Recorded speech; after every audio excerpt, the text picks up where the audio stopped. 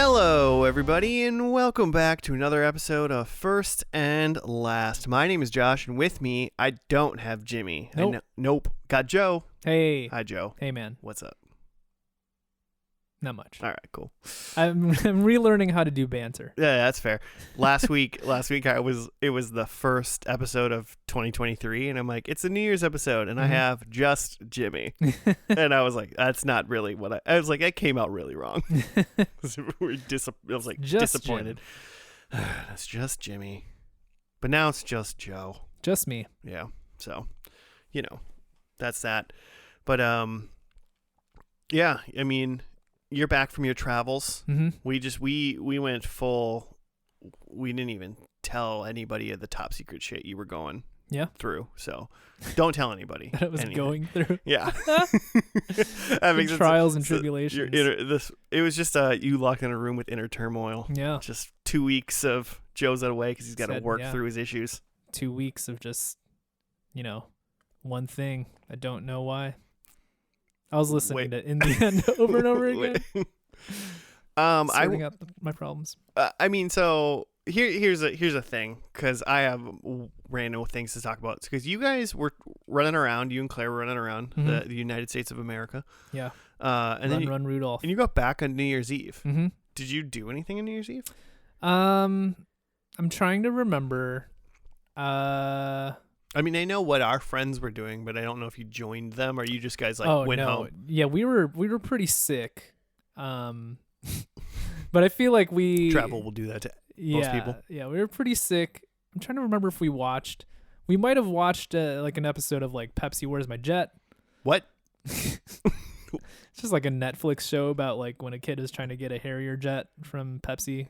Like the Coke company? Pepsi, yeah. Yeah. They were doing like a Pepsi points thing. Okay. And in the commercial is like, and for 7 million points, you can get a jet. How do you earn points? By like buying cases of Pepsi. Can we first and last Pepsi Where's My Jet tonight? Sure. Yeah, I guess. We might have watched an episode of that and then went to bed in separate beds because Claire was very sick. Okay, but it's sick, not you're a 1950s couple and or in a loveless relationship. No, yeah. But I will say around midnight, I think it was shortly after, because I fell asleep and then I woke up like shortly after midnight. Mm-hmm. And I put on the 1996 comedy Nothing to Lose, starring Tim Robbins and Martin Lawrence. I don't know if I've ever seen that. It's like Tim Robbins thinks his wife is cheating on him, so he's like just like Tim Robbins, like a la Shawshank Redemption. Yes, okay. Yes, Shawshank. It's probably like the year after. It's probably like his next movie after Shawshank is. He did movie. Okay. So he thinks his life is in shambles. And then he meets Martin Lawrence, who's like a thief, and then they go do some thieving together because he's got nothing to lose.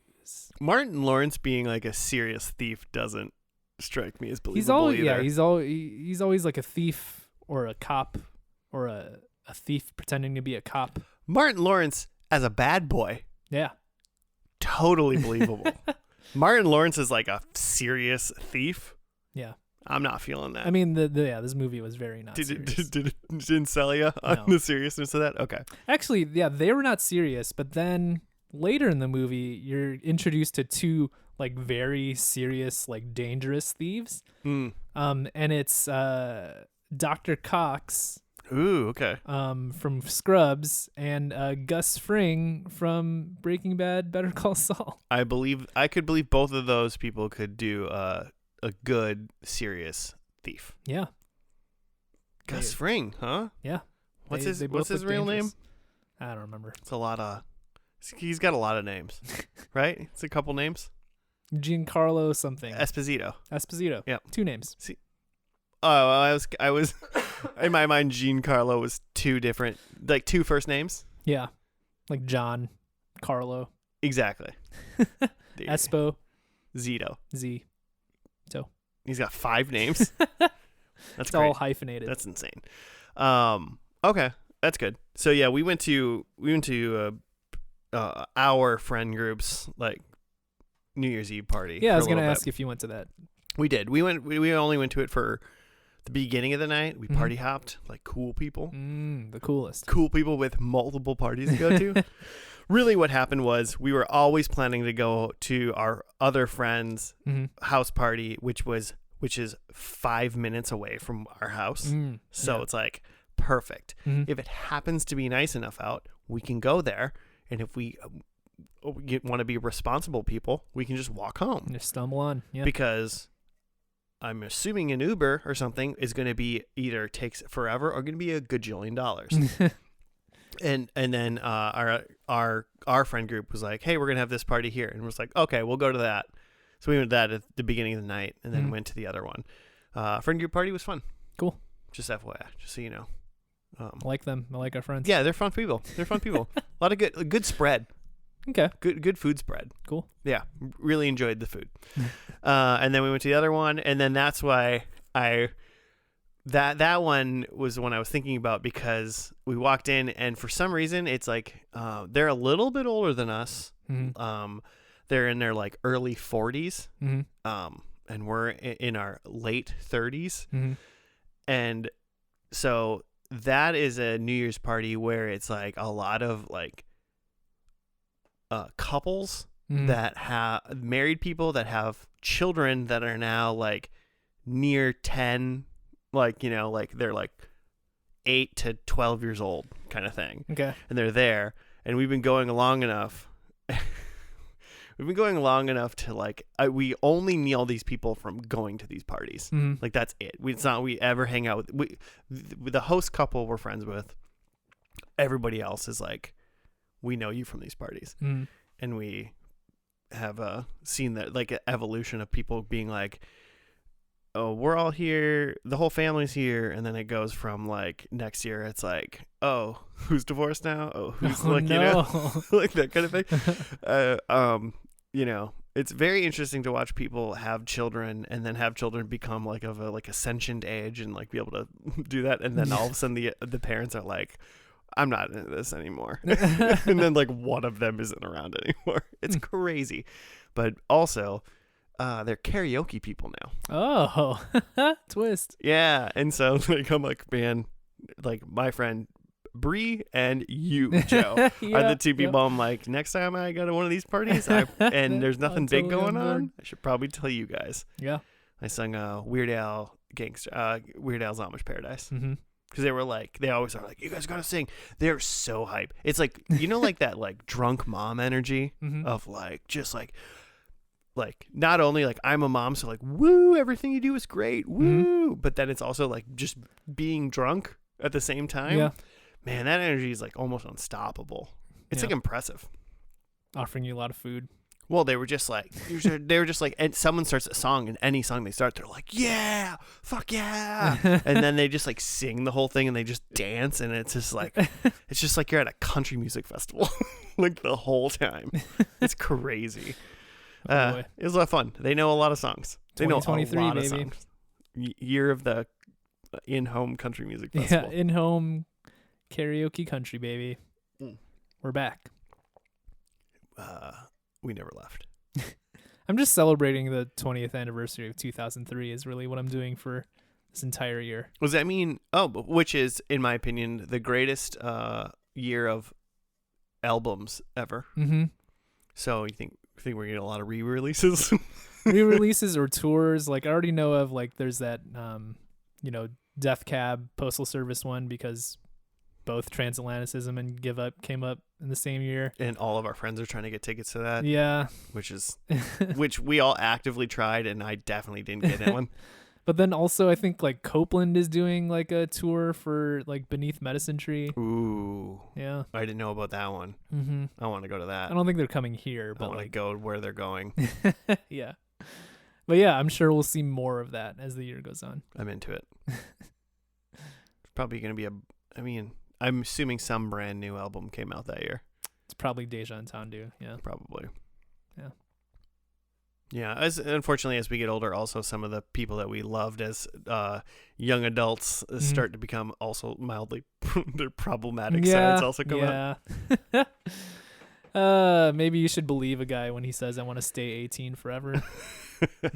Somebody said something about like Michael Jackson at I think one of the New Year's parties that I was at, and they were like, I just have a really hard time, like, kind of like, like listening to him anymore. And I was like, here's the deal.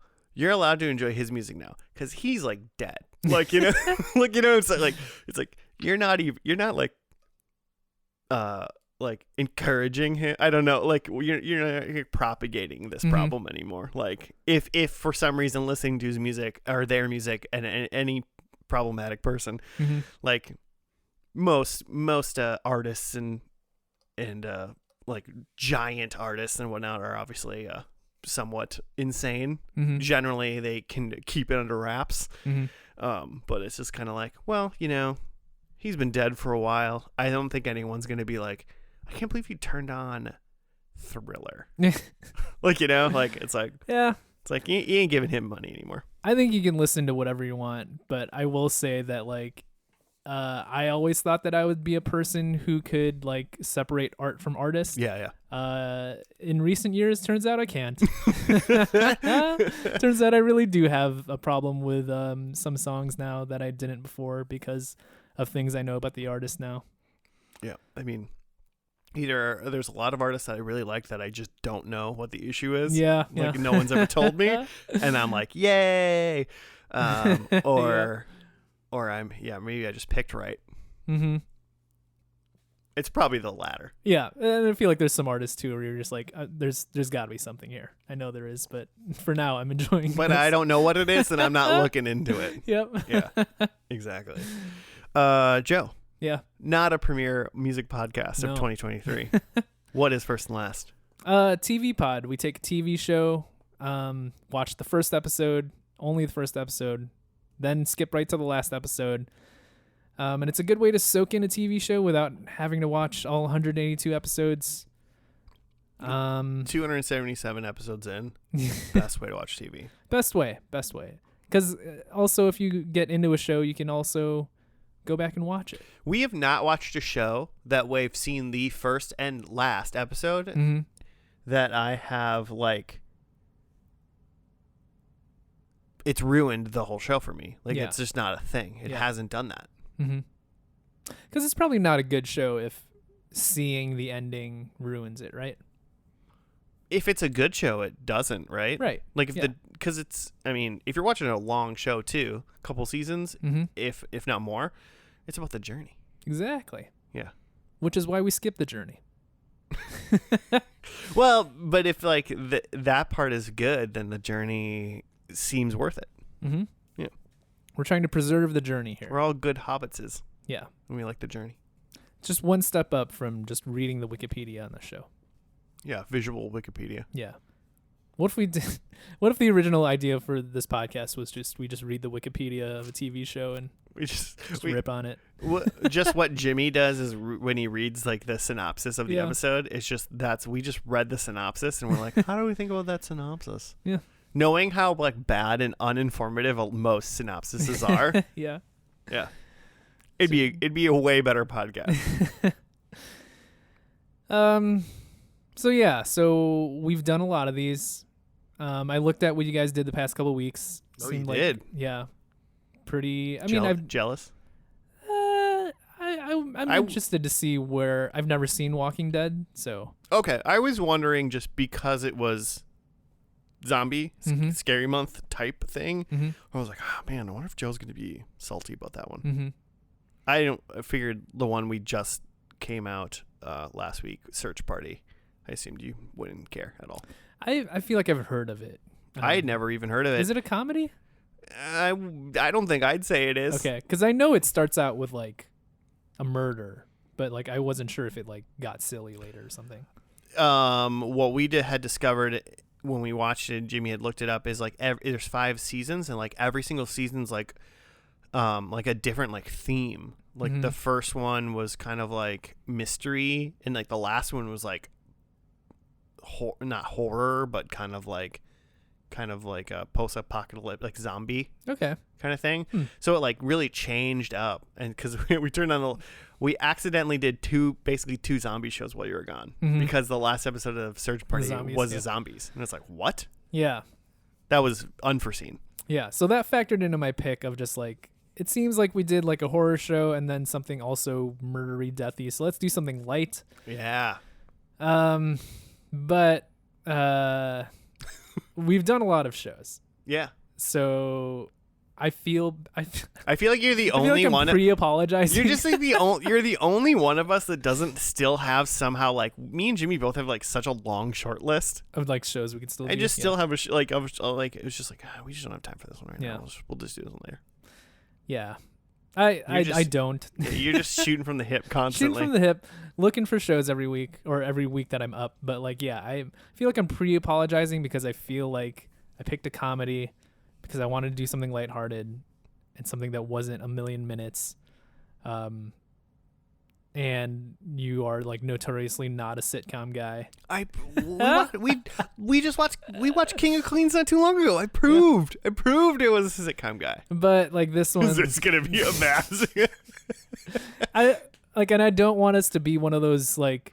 I feel like there's a lot of like movie or TV show pods that are just like we just shit on like shitty like products, and I don't think that that's us. We're not watching Baby Daddy again, are we? No. So yeah, as we do this show, I want to try to find some good things about it. But I already just like based on the title and who it surrounds, I feel like we're not gonna love it. But it's a sitcom I found on Amazon Prime that is available to us.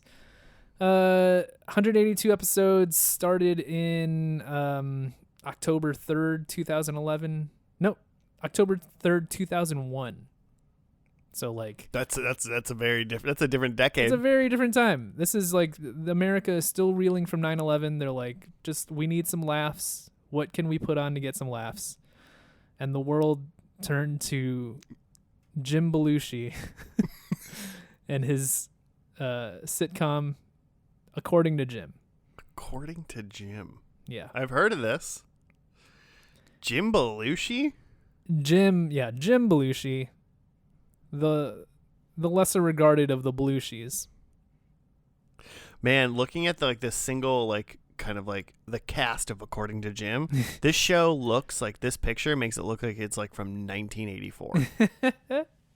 Yeah, it feels like kind of like that's what they were going for. I've never seen the show, but I've just read the description of like it's Jim Belushi like raising a family and like having a marriage, and isn't that wacky?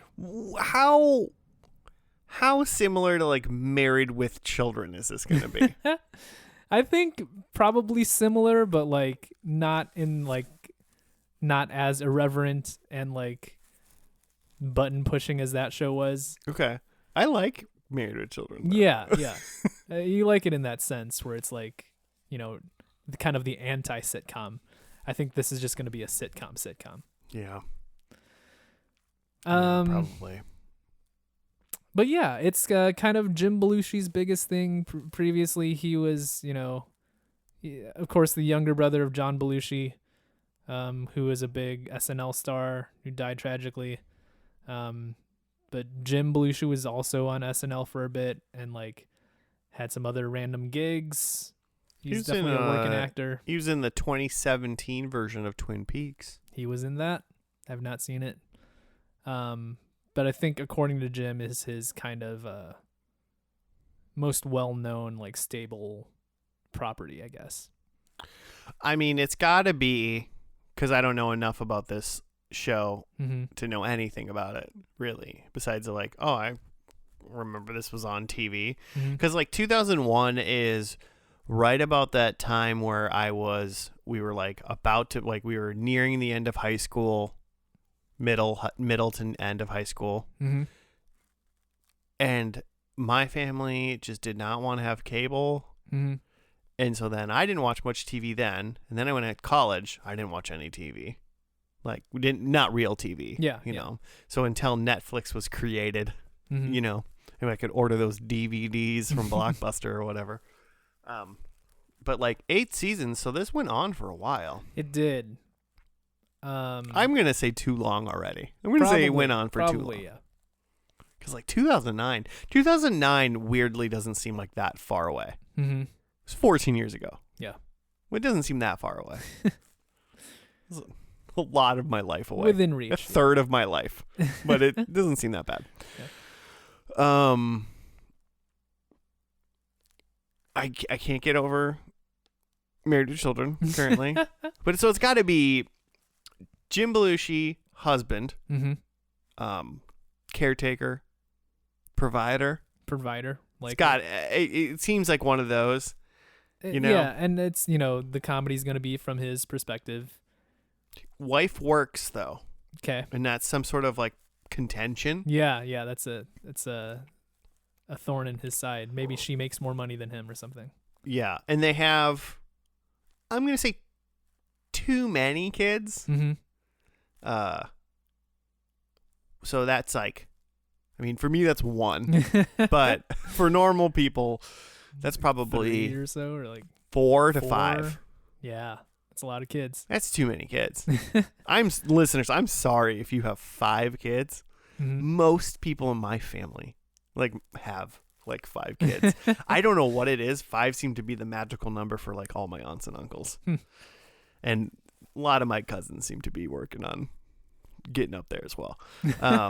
But that's too many. It's a lot. It's a lot to handle. That's too many humans to be able to take care of. Yeah, spread them out. Oof. But then you can have you can start up a full-on basketball team with your children. No one does that though. That would be so cool if that's what people did. Yeah, just take on anybody at the park. Well, because in 2023 right now, it's why do you have 5 kids? Yeah. They ain't helping you on your farm anymore. So you're you have a farm, you need help. You're uber Christian because they just do that kind of thing sometimes. You gotta procreate. Or you're legitimately trying to have a sports team. That would be awesome. I could see it. That'd be fun. But no one does that. Have you ever heard of a real life story where someone was and I play ball with all my kids against the other family across town that also has 10 kids or something like that? Oh my gosh. That would be that's so fantastic. So I mean it's a pretty basic sitcom though. I mean, minus how many kids they potentially have. They obviously have some kids. But him, wife, both work. I'm going contention there because normally you'd say wife is stay at home in this kind of thing, and then that's where he can be I work all day. I'm mad at you. But we'll somehow inexplicably decide how somebody can afford to have 5 kids. Then they both have to work because how do you afford that? We're not all Homer Simpson. We can't all just provide for our giant families by having a single income job. It works at the power plant. Man, that power plant, Mr. Burns must pay good, which seems antithetical to his character. So then what is there? There's a neighbor, right? Yeah, or just I don't know. I feel like Jim's got to have a wacky sidekick somehow. I feel like in King of Queens, he had his bros, right? Yeah. Well, I mean, the whole show started out in his man cave, basically. That's kind of what I'm picturing is that he's got a coworker that's his, his buddy. They get into hijinks together or something. Where do you think, before we get into the episode, it seems like this is probably going to mostly take place. I keep going Married with Children, so I'm they're going to be in their house all the time. Yeah. But I mean, most sitcoms are just in their house anyway. What's his main room? What's his main room? I mean, living room's got the TV, right? It does. I would picture him in the living room. Well, but King of Queens guy had he had a man cave. Yeah. Down there. Al Bundy obviously had the living room where he sat. And it was pretty much connected. It was open to the kitchen, right? Yeah. Yeah. Show we never did. That Bobcat Goldthwait show with the bunny that he talked to. Oh yeah. Which we should do one day. His main hangout was the basement. Home Improvement. Tim hung out in the garage a lot. So there are his kind of separate space. I guess. Yeah. That's kind of what I'm going with. Where's his main hangout? I went. In my mind, I go garage, but that doesn't seem like the correct. No, I've pictured him planted on a couch. Yeah, me too. Mm-hmm. Let's go couch. Let's just agree. Yeah. So first episode was just called Pilot. It Mm-hmm. came out October 3rd, 2001. Written by Tracy Newman and Jonathan Stark, directed by Andy Cadiff. Cool. I don't know who those people are. I'll But look him up. We'll see. good for them. Way to write a sitcom. Let's watch this first episode, and we'll be back after that.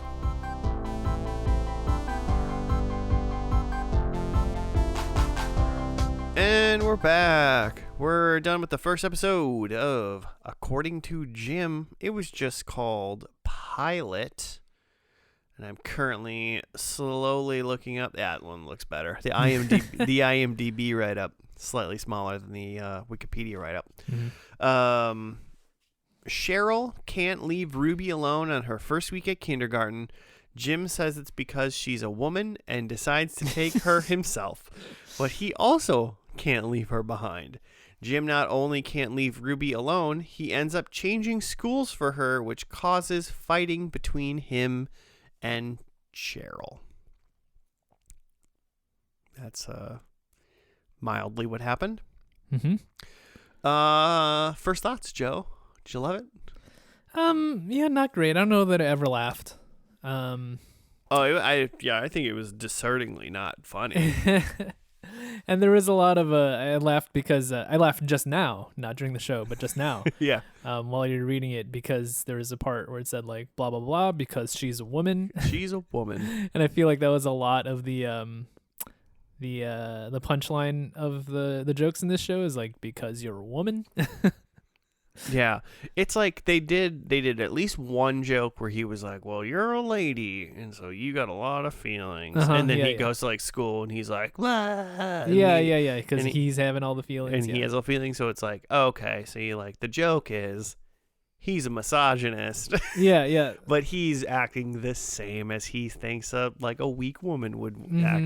And then the very next scene was his friend being like, I got a dish for the ladies, like to clean. It's like, Jesus Christ. Yeah, it's like the whole bit is like men are like this and women are like this, but actually they're like pretty similar.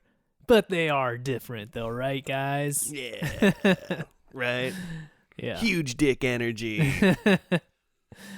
Yeah, so it's a lot of that. The general premise is there's Jim, his wife Cheryl, and they have his sister-in-law. Is that Cheryl's sister? I think, yeah. I think those two ladies are both her sisters. Okay, yeah. So yeah, Cheryl has two sisters. The one of which Dana lives with them, right? I honestly could not tell if she was just there a lot or she lived with them. It's not like we saw because I feel like at night they were alone. Mm-hmm. But like at dinner, she was there. She was there, yeah. So yeah, she's like a close aunt, and then there's the other sister. Is that Ruby?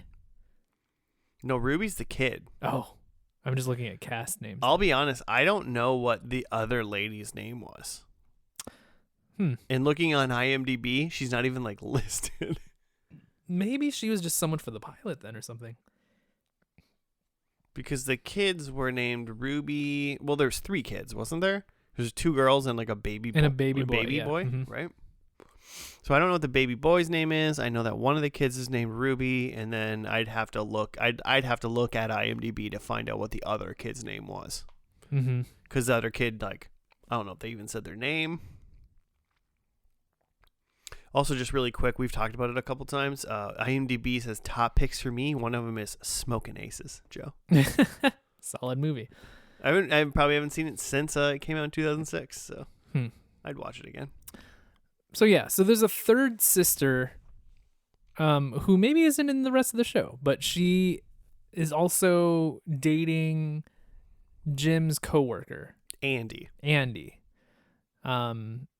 and that's kind of the A plot is just there isn't really an A plot. It's just all kind of all together.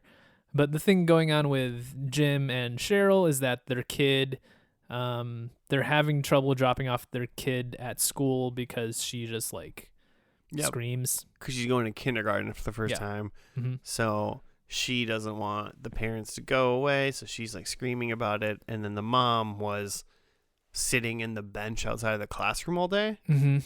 And then Jim was like, I'll bring her to class, woman, and I'll be able to do it because I'm a man and feelings don't exist for me. And then he did the exact same thing that Cheryl did until he apparently, we found out, transferred her to a different school so he could then continue to sit outside of the classroom. Yeah, because he like made a scene.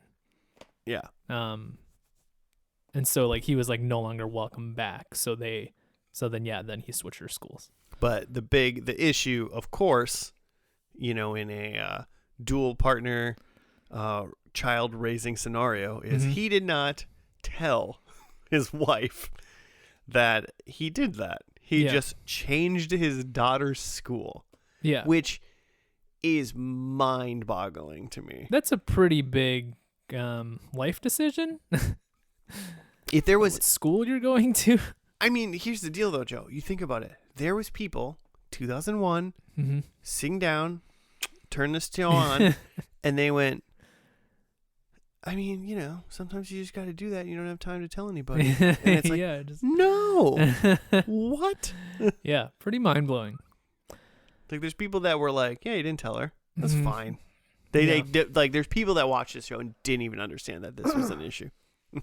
But yeah, if we call that the A plot, I want to come back to that. But the other plot is that Andy and his girlfriend, Cheryl's sister, had a fight about it seems like breaking the hair dryer. Yeah, the hair dryer, which the woman had blamed on Andy for like using and breaking it, and he was saying that it was just like normal wear and tear because she uses it on like too high of a setting.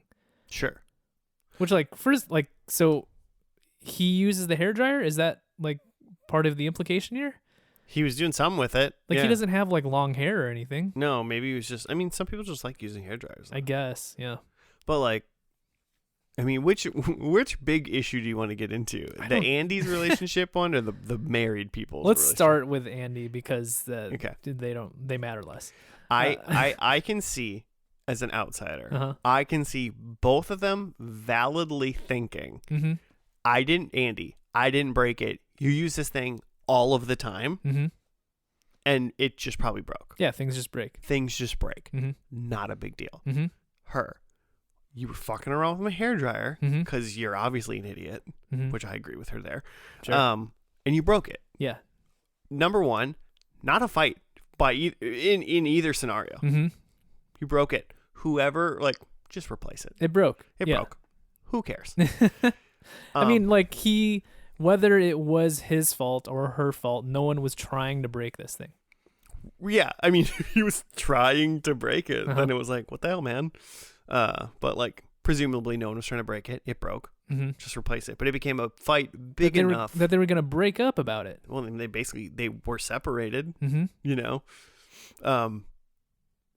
they freaked out. And then when they came together at a dinner at Jim and Cheryl's, and he had purchased a new hairdryer, and then it was like, well, you broke it. Yeah, she said something like, "Oh, thanks for replacing the thing that you broke." And then later he was like, "I didn't break it." Yeah, and then they got in another fight. It was kind of like the end of it. We never circled back. It was resolved by Jim saying something like guys, you gotta stick through thick and thin or whatever. You guys you're great together. I don't think they are. Yeah, I don't know if they are. What? I mean, well, because number one, it's neither one of them seemed it wasn't like they were young people that like were just scraping on getting by, or like, you know, like it was like, this was like a luxury that I had and we don't have much money and you broke this kind of thing. It wasn't like any of those scenarios. It was like, you're just like well-to-do people that seem like you're doing just fine, and somebody broke this potentially. It's not a big deal, and now you're broken up because of this. Let's just end this here, right? Yeah, it seems like we're not a match. Or either I mean, this whole episode was like, all of us need to do some self-inflection and learn some emotional intelligence. What he should have done was said, "Here, I bought you an air dryer, or a hair dryer, and you can just have that now because we're done." I also got my own self a hair dryer, same model.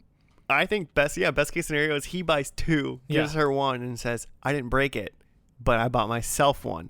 Also, I moved out. Yeah, all of my stuff is at my mom's house right now, so thank you. I'm now a basement boy. But yeah, you know, in other sitcoms, there would have been some sort of resolution or lesson there of like, hey, like, they would have hugged and kissed at the end of like dinner or something like that, right? Like, they would have fought for a little bit. It would have been stupid and silly, but there would have been a resolution. Yeah, would have been some sort of resolution about like that they discover something, that there is something greater than this hairdryer that they love each other for, and they're going to stick together for that.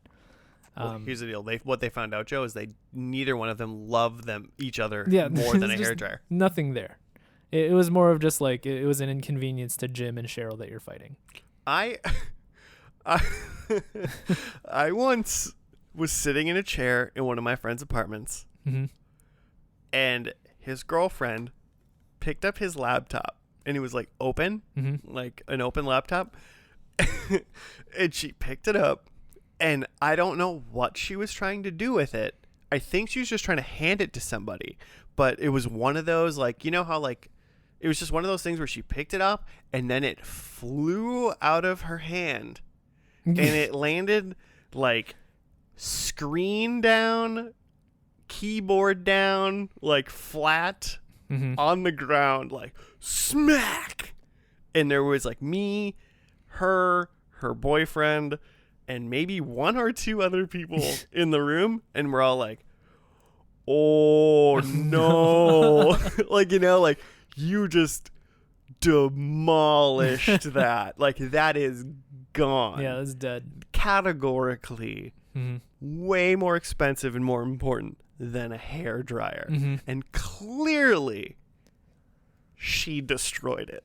Like, you know what I'm saying? Like, once again, not on purpose. But in this episode of TV, they would have murdered each other because of that. And he was obviously unhappy, but that's not why they broke up eventually. Oh, boy. You know, they didn't break up for years after that. But so I'm just like, my God, that's insane. So yeah, don't really get what the point of that whole hairdryer thing, and a weird thing to put in like your first episode. It was just, they were just trying to be like dumb funny, right? I mean, but it didn't have like an ending that at least went, okay, it's fine. It was just dumb. Yeah. It just became, it was dumb funny to just dumb. And then it was over. Yeah, and it was over. And then A plot, I guess. Yeah, coming back to Jim and Cheryl. Again, so Jim had moved her schools. This is a very big deal, obviously. Clearly a big deal. I mean, clearly a big deal for just like, you know, a human, but like, let alone like a child. Like, anything that concerns, like if Jim had switched jobs or something, right? Like, yes, he should inform Cheryl of this. Like, this is a big life decision, but like changing something about like the day-to-day about your child, like that seems like a bigger thing. Yeah, like you scientifically created this thing together. Like, you know, like, yeah, this thing is like, this thing is half yours and half theirs. Yeah. If we were just going to make a child an item for a second. So in like a normal sitcom, like, you know, they would have a talk or something, and then Jim would apologize and say like, oh, like I should have consulted you, and then they find some way to like Jim goes back to the original school to apologize there too and gets her back enrolled in the original school. But in this show, well, I mean, so before you go on that, mm-hmm. you say in a normal sitcom they would like just like I could see sitcoms happen where like they would do that, like if a king like Raymond, and everybody loves Raymond, mm-hmm. would like change schools on one of his girls for like a reason. Yeah. Like even a dumb reason. Yeah. Some dumb reason, mm-hmm. and not tell his wife mm-hmm. about it. And then she finds out and would be obviously mad about it. Mm-hmm. Mm-hmm. But it's the way like this show handled the like realization and then like finalization mm-hmm. of what happened. There's once again like no solvency. Yeah. In Raymond, there would have been like a mea culpa. He would have apologized. He would have fixed it as best he could.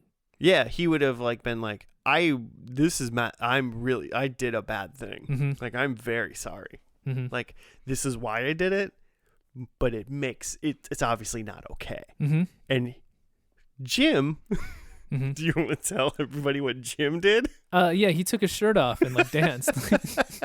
Like she's like mad at him. He does this thing where he takes his shirt off. He like plays drums on his big old tum. Big old tum drums. And I forget even what songs he sings, but he like does some singing to like try to make her laugh. She does laugh.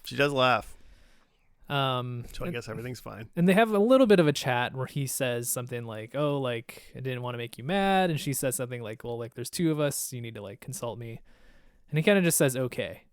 And then they like turn off the lights and make out, or like attempt to begin making out.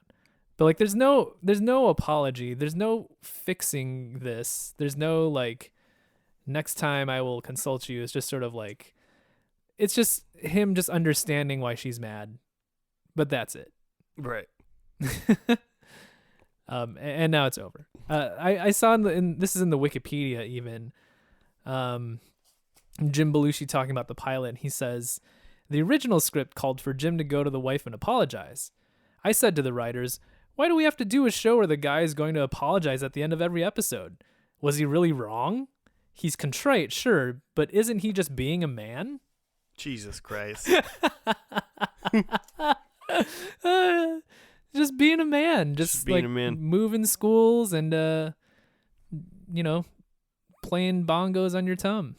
Just living life by every like whim and dumb thing that comes into your mind. Yeah, just not thinking about people around you. Yeah, not even like the well-being of your own children. Just like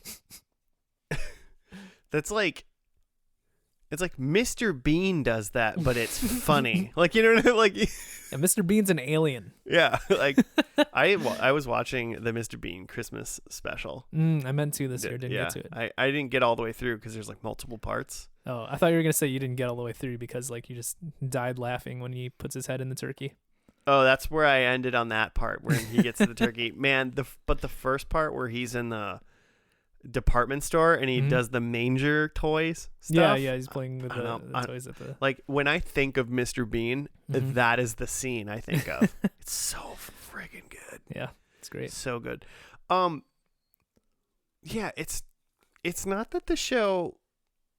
It's just like it doesn't make sense to like the whole problem that he created by being an idiot is like very classic sitcom and like kind of funny. Yeah. And the way they did like, that whole like women are dumb and then he just becomes dumb. Yeah. Like how he says women are dumb is like quote it's a trope and it's done. Yeah, it's been done, but it's like at least you give as good as you get in those scenarios, so you're not just like shitting on one type of person basically at a time. But then it's like there's no finish to any of these issues. Both of the issues. And the biggest one, of course, of the family. It's like Episode 2? Oh, it's called Jim Gets Divorced. No, I'm just kidding. Takes a turn from there. Yeah. But like, it's just like, what is this? Like, if you watched, if 5 of these episodes, like if I watched season 1, episode 1 through 5, and like every episode was like him doing this to his wife. Doing something dumb, screwing something up, and then they just move past it. And I'd just be like, well, this is insane. Yeah. He's just being a man. I'm just being a man. I don't know what I am day to day, but apparently it's not being a man. No. Because I'm man like, enough. Hey, hon, do you want to do this? Does this seem like a good idea? Should we talk about a big decision? Yeah. Oh, I'm sorry. I just ripped out a wall of our house. I didn't tell you. Like, it's like that crazy stuff. But you just said I'm sorry, so that wouldn't be it. No, I didn't. I took off my shirt and beat my stomach, and then I said, "Wanna fuck?" And everything was fine. Yeah. I'm learning how to be a man day by day. Yeah. Thank you, Jim. Yeah.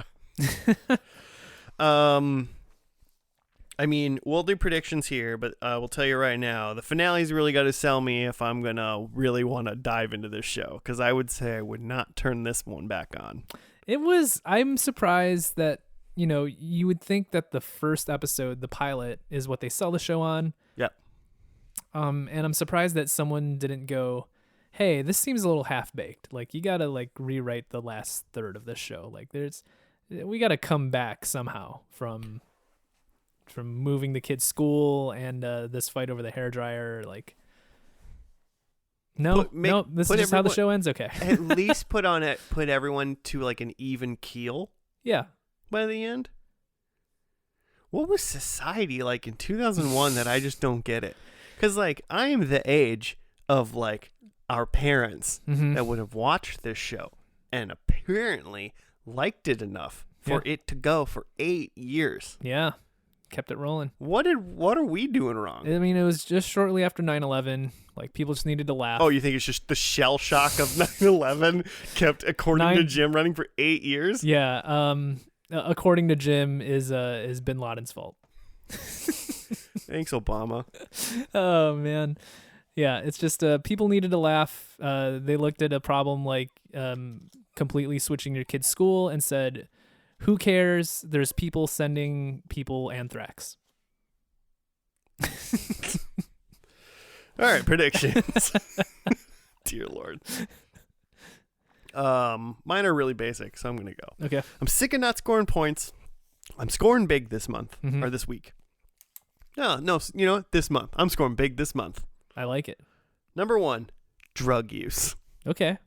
Someone doing drugs. 8 years from now, those kids starting to do drugs. Okay. Right? Yeah. Number 2, death.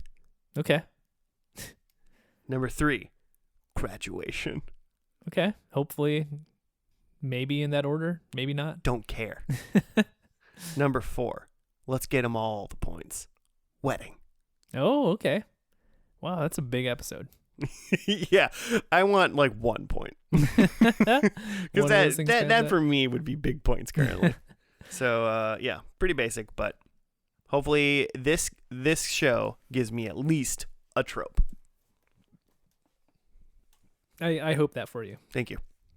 I think mine are pretty basic too. But like Jim demeans his wife. Yeah, low stakes like that. I have there are no scenes without Jim. There were a few in this one, just like very brief, where it's like just the women talking or something. But I think by the end here, they're just like, Jim's taking a stranglehold on the show. Yeah, I mean, I'm impressed they let the women talk by themselves in this episode. So they were talking about Jim, but yeah. Oh, what is that? What's the thing called? Yeah, the test where it's like, test. Can you have two women not about a man? Yeah. This show failed. Yeah, the Bechdel test. Bechdel. Yeah. My next one is Cheryl wins a contest.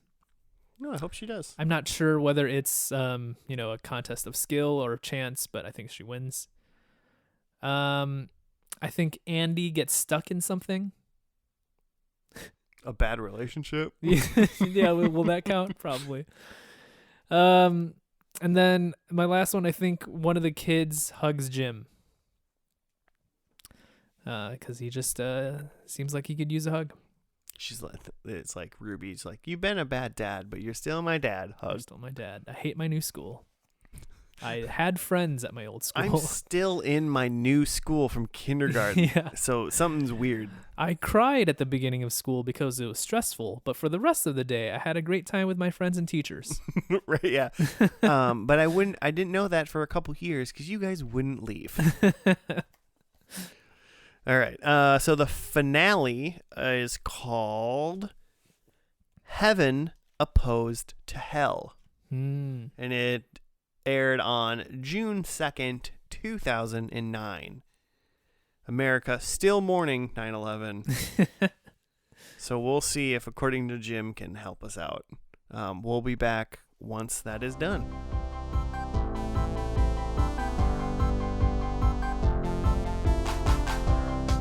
And we're back from the last episode of According to Jim. It was called Heaven Opposed to Hell. Do I have a write-up? I do. You got it. Jim chokes on food and is passing out. In a dream sequence, he talks to God and the devil, who are about to decide his fate of where he will spend his afterlife. Mm-hmm. Would you consider a near-death experience like a dream sequence? I guess so. As opposed to it actually being a real trial. I guess he very clearly didn't like flatline at any point because he was still standing at the end. Before we get sort of into it, did you love it, Joe? I laughed at two of the jokes. You did? I heard you go, at least twice. Yeah. I went, and then at least one other time I went, okay, that was pretty funny. Yeah, right. It was just like a callback to an earlier joke in the episode, and I was like, okay, you got me. That's funny. Yeah. Yeah. It was fine. IMDb, according to Amazon Prime, gave it a 6.5, which I did see that on IMDb on my app. I'm looking at my phone, and then I'm looking at the TV, and it's accurate information. IMDb users? 208 people rated this on Amazon Prime, and it has a 4.5 stars. Joe, if you were going to give this show out of 5-star rating, just this episode, what would you have given this episode? 2. 2.5, maybe. 2.5, generous. Like, wasn't terrible. 2.5 is like, 5, I guess on a 5 scale, 5 is amazing. Yeah. So like what? Like Terminator 2 is a 5? I don't know. 6 stars. I'll give this a 2. 2 stars, but 4.5. 208 people, 4.5 stars. It didn't have the I feel like the first episode, aside from not being my bag, like it had like writing structure problems. Like I said, like it felt underbaked. Where they could have refined that ending a little more. This one, it felt like it felt like they knew what they were doing, even though there again wasn't really a resolution. But I think that was much more the point in this episode, and they kind of stuck that. It didn't feel weird the way this episode ended. Yes. Yeah. Felt like they were making a point in that there's no resolution, and that there were a couple jokes that landed for me, and many more that didn't land for me, but I could see how they are jokes. Like, yeah, I get it. Yeah, I get. As you're talking, and I'm thinking, I'm like, yeah, this was a better episode than the pilot, for sure. Miles better. So does that make episode 1 like? What's miles below a 2? You feel like out of a 5-star rating, you have to have some form of star filled, but the lowest amount is a 0.5, right? Yeah. But I feel like 0.5 has to be like something like offensive, right? I would give if we give this one a 2.5, I'd give the first one a 1.5. Yeah. A full star below. There's still just really, really bad stuff. Like it's In not this one, you're saying? then like a 1.5, which Oh, was yeah. which would have been episode 1, Mm-hmm. in my opinion. There's still worse stuff out there's there. still a 0 star there somewhere, Mhm. you know. Yeah. In TV land. Yeah. That's not that. So Mhm. 1.5. Mm-hmm. Should we start rating all of our episodes out of stars? On a then? star Should we do basis. stars. Yeah. I, in general, as like a reviewer or like thinking of things, I really actually don't like. I don't like numerical values Yeah. on things. That's I don't. tough. I don't really think they really accurately tell you how people actually think. Mm-hmm. I feel like it's the better system for rating or ranking things that I've seen is like if you can organize things into tiers. Because I feel like that's usually how things shake out. It's like, you know, if I were to talk about my favorite candies, it's like these few things are like up here. Mm-hmm. Then it's like these things are like on a level below that, and then it's like everything else. Just really quick, let's dive into that. What would be a top tier candy for you? Ooh, the crunch, a bunch of crunch specifically. Bunch of crunch. Bunch of crunch. Yeah. Like when you go to a movie theater. Yes. Okay. Movie theater, bunch of crunch, top tier. Wow. All right. Yeah. I was gonna say Twix. Twix is up there too. I like some crunch with my chocolate, and I do like a chocolate, and I do like caramel. Yeah. Final tier. What's bottom tier? Bottom I mean, tier. For me, it's, you know, anything with nuts, right? Well, It's- I mean, is that even a tier? Like, does that? I mean, is it just low because you're not allowed to eat it? yes, because it would make me sick. That qualifies for bottom tier. You don't have any candies that would make you sick. Well, I understand that, but I mean, my thought is like, you can't eat it almond joy. Wait, I can. You Yeah. can't eat almond joy. You can't eat some sort of pistachio nut roll. So like Poten- almond, if we're disqualifying things I cannot eat, then yeah, probably almond joy is bottom tier. Yeah, dude, Mounds is awful. I don't like those. But my thought was, if you can't eat them, Mm-hmm. you haven't had them. Okay. Therefore, they're like It's they're like not even incomplete. like they don't even like exist in your pantheon of Yeah, candy. yeah. Okay. It's like they're like you're looking across like the valley and going, I wish I could go to that land, Yeah. but yeah. you know nothing about it. It's an incomplete grade or just like disqualified, Yeah. but not really. Yeah. Yeah. Okay. I see it. So, What about what's your top tier? well, I mean, it said Twix. Twix. Yeah. I think I would give Twix would be in a top tier. Mm-hmm. Because if I'm in a like a candy aisle Mm-hmm. or like the like end stand right next to a register Mm-hmm. and there's like a Twix. Sometimes there's Twix at like self checkouts at Target. Mm-hmm. I'm like, bad boys for Just life. pull the trigger on it. Yeah. Yeah. I look the devil right in the eye, give him a high five, and I buy Twix. Bottom tier.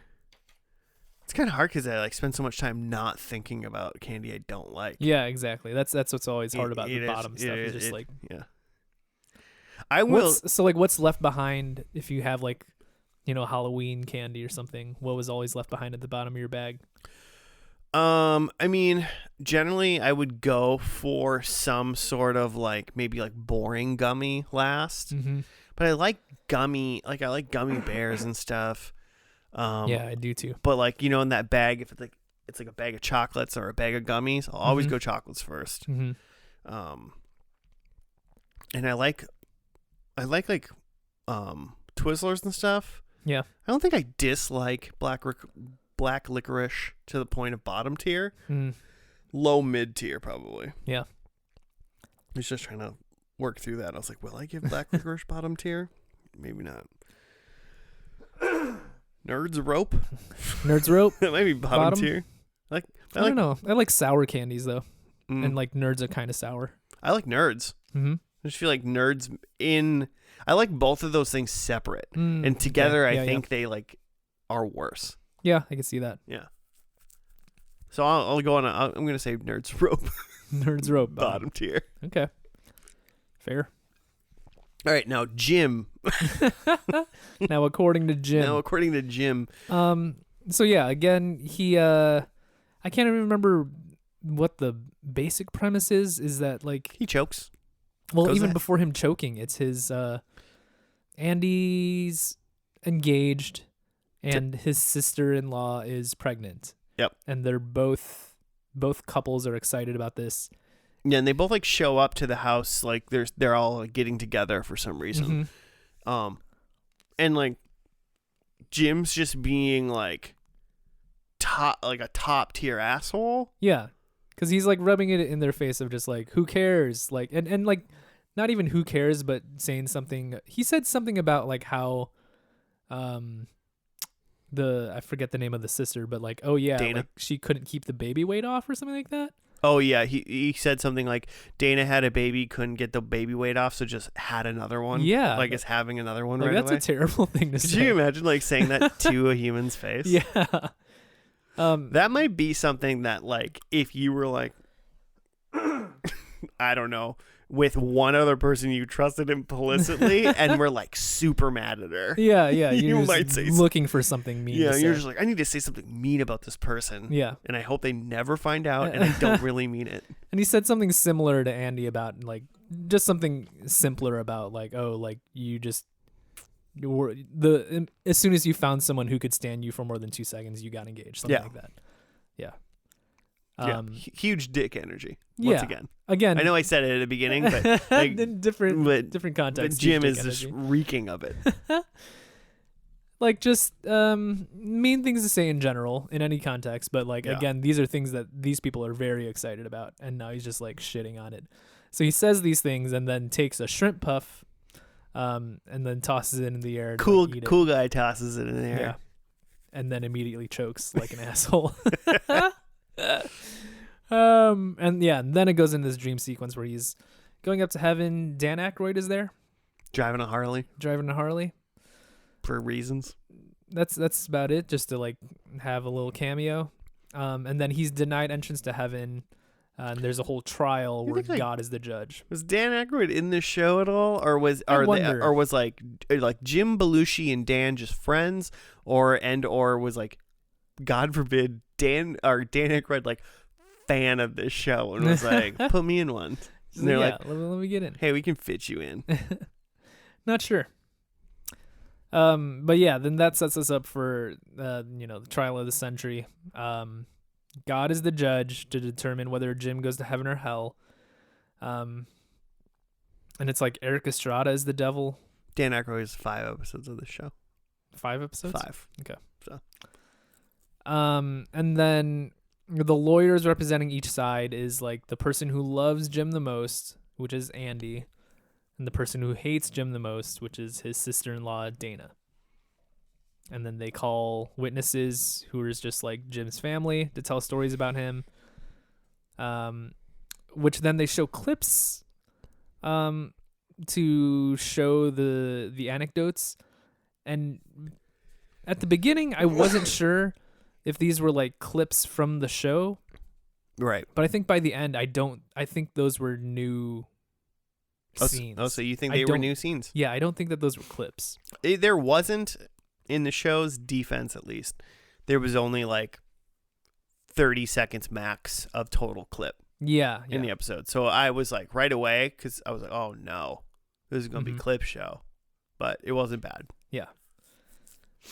Was did the kids look about the age they were now? Yes. Is that, The kids were the same, and like when they did, I don't know, a lot of times with like clip show stuff, you could tell like, oh, this was really early, the camera looks different. Yeah. Like, it looked mostly the same. Yeah, I could vibe with that, because I realized like the young boy was in it, and he looked pretty much the same.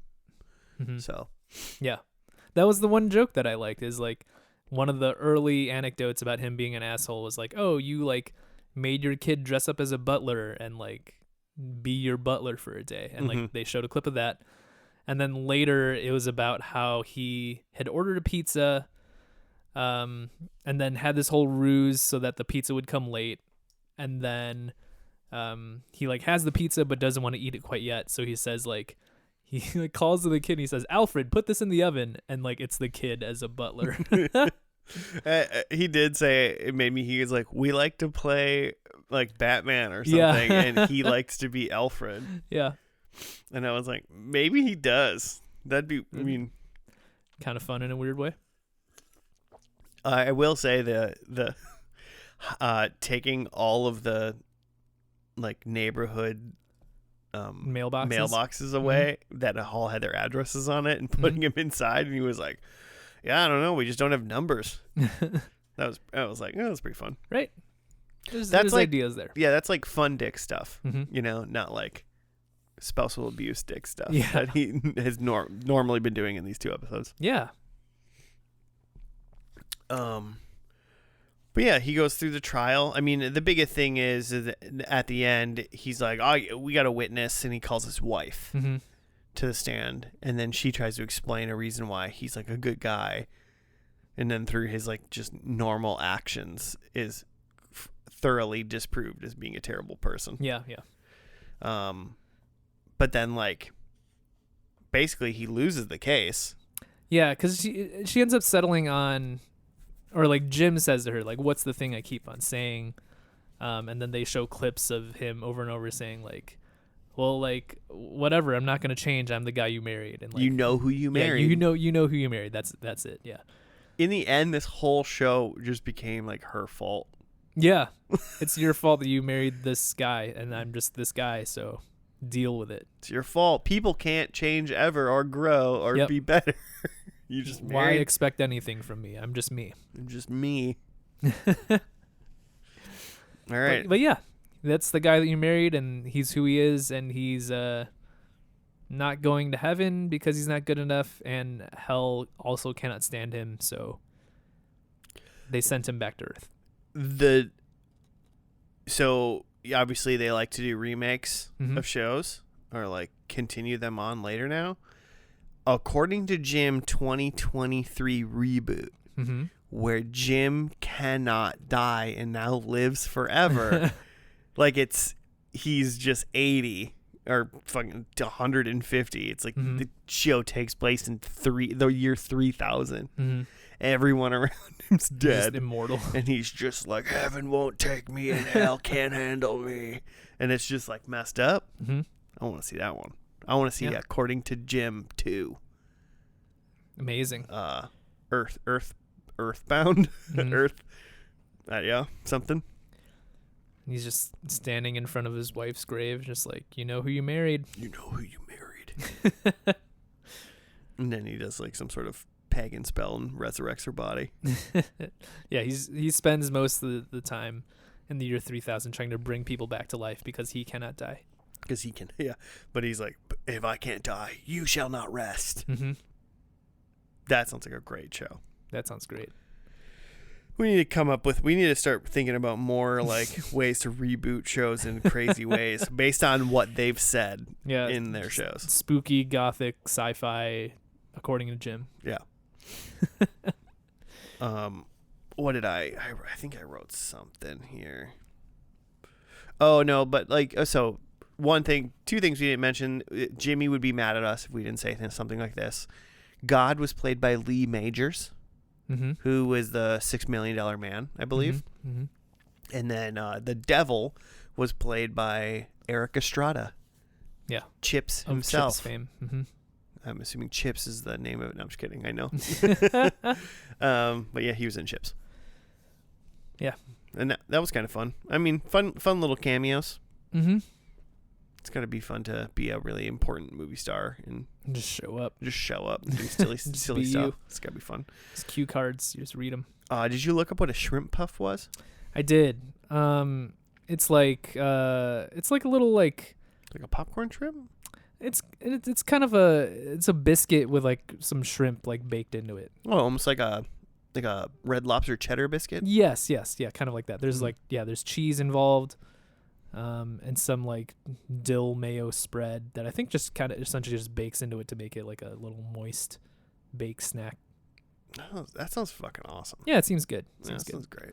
Looked up the recipe. Yeah, I could die on it. Yeah, shrimp puff. Worth dying for sure. I wouldn't be mad about that. Just swallow it whole. Wonder if for every life a shrimp puff takes, it revives another man like Jim. Yeah. Just like the last thing is so again, he gets sent back to Earth, and then his family's there. They give him the Heimlich or whatever, bring him back to life. And he explains that he had a near-death experience and was, rejected by heaven and hell. And they all say something like, "Oh, so like you're gonna be a better person now that you've like had this experience, and he's just like, nope. Yeah, well, and that's sorry, and that's why I brought up that I want the next show to be him living forever, because then he was like, nope, I found out that I'm gonna live forever. Yeah, it turns out I'm immortal. Yeah, I'm gonna milk this for all I can. So, I mean, that was fun. There was more fun things in this episode than in the first one for sure. Based solely on the pilot, this show can go to hell. Yeah. But hell will not take it. But hell will not take this show. Yeah. And that's why it's on Amazon Prime. But I somewhat respect the conviction in the end here of just like, yeah, this guy is irredeemable. He's just the guy. Whatever. I mean, I guess if they really went hard on it and they were like, no, this is according to Jim. Jim is just awful. Mm-hmm. It's not. It doesn't seem like that's how they would sell. I want to watch like a trailer or like a commercial for like, this is Jim, but because I feel like they're not like, look at this douche. Look at this douche's perfect life or something like that. I feel like they don't do that. And I feel like this somehow really connects to like some people our parents' age back in 2001, or something like that. But wouldn't be a show for me then. And it's not a show for me now. I can honestly say these are the only 2 episodes of According to Jim I will ever see. Yeah. I'm pretty confident in that. Unless I get into some sort of like a weird torture, where they like do the thing where they hold your eyes open and then they put you in the big room full of like 45 TVs and they just play a bunch of pictures. It's just going to be episodes of According to Jim. Different episodes of According to Jim. Yeah. So that's the only other way I'd watch more. That's how they make you a man. Because I'm a little baby boy right now. Little apologetic baby boy. Well, I mean, Joe, you can go ahead now and tell me how much According to Jim you're about to watch. Not a lot. Not the most. Maybe there's a Thanksgiving episode that you want to dive into. I mean, yeah, it'll go in the rotation for sure. Maybe not for sure, but yeah. If I remember it, it might go into the rotation just to be like, let's check in on what Jim does at Valentine's Day or something. I'm gonna set an alarm on my phone to say remind Joe on like Easter to watch the Easter episode of According to Jim. According to Jim. Oh my gosh. And then make sure that you follow through on that. It's just gonna be him like refusing to go to church or something, or even doing something worse. Like in this episode, there was a joke about him like replacing the roof of the church and then tearing off the roof of the church when like the church didn't pay him what he thought a full amount was. He literally said everybody knows that at cost means parts and labor. Yeah. Which is full price. So yeah, not the best guy. A guy. Definitely a man. Definitely a guy. Jim Belushi. Should we do predictions? Yeah. All right. Well, mine were drug use. Mm-hmm. High on God? No. Okay. No. Graduation? No. No. Wedding? No. Death? Half, I'd say. Okay. Near death? I'll take it. Yeah. I'll take a half a point. Yeah. So half a point. Okay. Not bad. It's points. It's more points than I've gotten in 3 weeks. Mm-hmm.